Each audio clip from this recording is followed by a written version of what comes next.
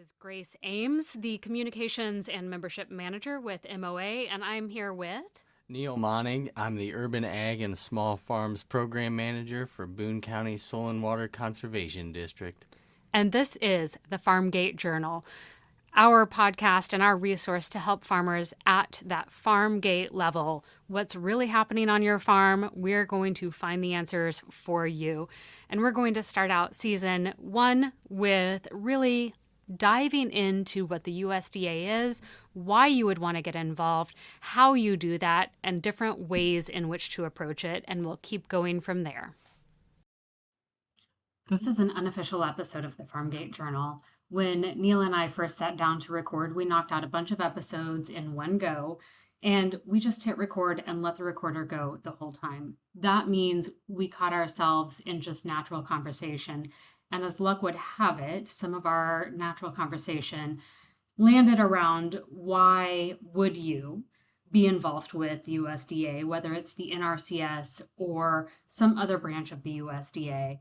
It's something we run into a lot, both of us in our field or just in life as we're talking to farmers who tend to be very independent folks who don't want to take a handout or who don't want the help of the government.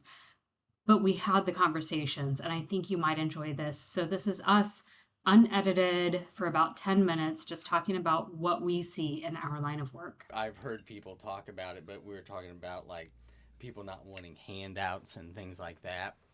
And so if you view it as like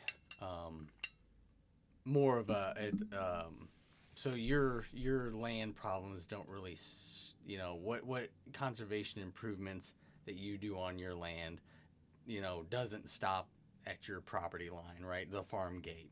It has downstream effects. So if you're losing less erosion and things on your ground, if you less sediment getting into streams and less nutrients, less fertilizer getting into streams, that is literally helping, the downstream effects. So it's kind of like a broader public good that the government is actually helping you implement these things, because, as a farmer, it's weird because, they are their own private thing, but what they're doing affects more than just themselves, right? And so to help put the conservation on the ground, some of that stuff costs a lot of money. And, it's kind of, if you can't fork all the money over to do these practices, that's where they step in and they'll help you do these conservation practices.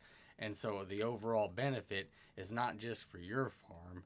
It's for the community around you. It's for the community and for the habitat. And I was, that's a really good explanation that I was like, I like that. So I thought that was a good one if I ever hear somebody say, I don't like taking handouts. If you can view it that way. It's not, yeah, it is. I think that's one way of looking at it too. And I saw, so I'm not around row crop much. And I was driving through northern Missouri and southern Iowa last year with my mom, and she asked me what the farmers were pulling behind their tractors, and I was like, I don't know, but it looks like propane tanks. I was in a big propane tank. But it's what is it? It's ammonia, I guess? Or anhydrous, yeah. Anhydrous ammonia. I then started looking into it, and somebody, of course, the computer's always listening, so it popped into my LinkedIn feed, but somebody had created an AI image of basically the equivalent of what went under one bridge in their community, through the river, was equivalent to 54 tanks. And so they made the AI image of like just 54 of those tanks dumping into the river. Like, is that what you want? Yeah. No, but that's actually how much comes off of fields into the water. Not how much the farmers are using, but how much ends up off the field and in the water. Right. And I don't know the exact numbers of it, but I always hear, yada yada percentage of it doesn't even, the plant never even touches, The plant doesn't touch it, and if you're not cover cropping it, it is washing away somewhere. Yeah, if you're not scavenging it later, it's just it's going somewhere. And I drive by fields, like there's one farm I think of in particular that I drive by that does not cover crop, and they do a rotation of corn and soy. And they have this huge, what could be beautiful pond, but the thing is green and slimy. And I'm like, what would happen if some of your practice changed? Yeah. Just a little bit. Yeah, because that's probably leaching into that pond, and it's, the algae's getting that nitrogen and just going all of crazy. the fertilizer, all of the, everything it's getting. So yeah, no, it's rough. It's rough watching the things, but yeah, it is rough watching the things. And I know it's frustrating too for people who think it is a handout and it's the government telling me what I can and can't do on my farm. Right. And so it is a little bit of that lost independence, I think. They're telling me how I can do this and see, I always think about it, and a lot of the farmers I work with afterwards, it's not necessarily, well, I guess I'll, it's like, oh, that probably that would work better, or, now I don't have as much erosion, and I don't have to do this I'm not spending diesel fuel, and I'm not spending my time, pulling, a cultivator or plow or something It's just through the field. I can have extra time and extra money to do something, work on another part of something on the operation. Right. So these are all things that go in. It's a lot of, it's always done this way. I don't know how many times, I feel like I hear it all the time in agriculture stuff, when you actually ask somebody, why you do it? Well, that's how Dad did it, and that's how Grandpa did it, and so now that's what I'm doing. I worked with these guys in Howard County that they told me, they were full converts to cover crops and no-till, and they were telling me how it was still weird for them to go out there and plant, and I not a nice tilled bed, it's like it took us a long time to get over that, because they said, when they were kids, their dad would send them out there, and if he came out there and it wasn't completely brown and tilled up, he's like, he'd make them hit it again until it was, and so it was just that is a huge practice and mindset shift.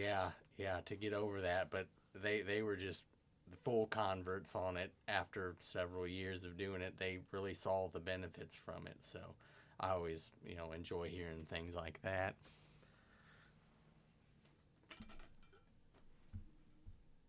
Yeah, I think more of those success stories, people who are like, oh yeah, this makes sense, I'm spending less time or money.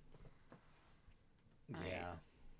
And I think that's like part of the planning, like when you're working with NRCS, like a lot of what we have, like these Russell 2s that measure the erosion loss rates. And so it's you do a baseline with what they're currently doing, and you run that, and then you run it with, say, okay, well, now if you say you did a cover crop in between your corn and beans, and then you also reduced a couple of these tillage passes, and then show them what this difference in soil loss is, they're always like, wow, I could, that really leaving my field? And I'm like, yeah, and just doing a couple different things. And by the way, you can get cost share to plant the cover crops, so right. It's so it's also a little bit of incentive to change your management.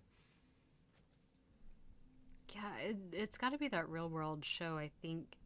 I see that when I go to field days, when you see people who are like, all right, here's a soil sample from one lot, and right across the street, right, is this, or maybe this one's been cover cropped and this one's not. Yeah. And to see those differences, they're like, oh, okay. And then, when you say you get the cost share too. Yeah, one of the biggest pieces of equipment that I see convert people is when I go and they run the rainfall simulate. NRCS, they have one of the area soil health specialists run the rainfall simulator, and just seeing people watch that and just looking at their eyes and nudging their brother or wife, nudging her husband, saying, hey, that's you're losing all this water and soil off your field, I think that's one of the biggest pieces I've seen that changes people's minds. I've seen that so many times too, Right. where they're like, you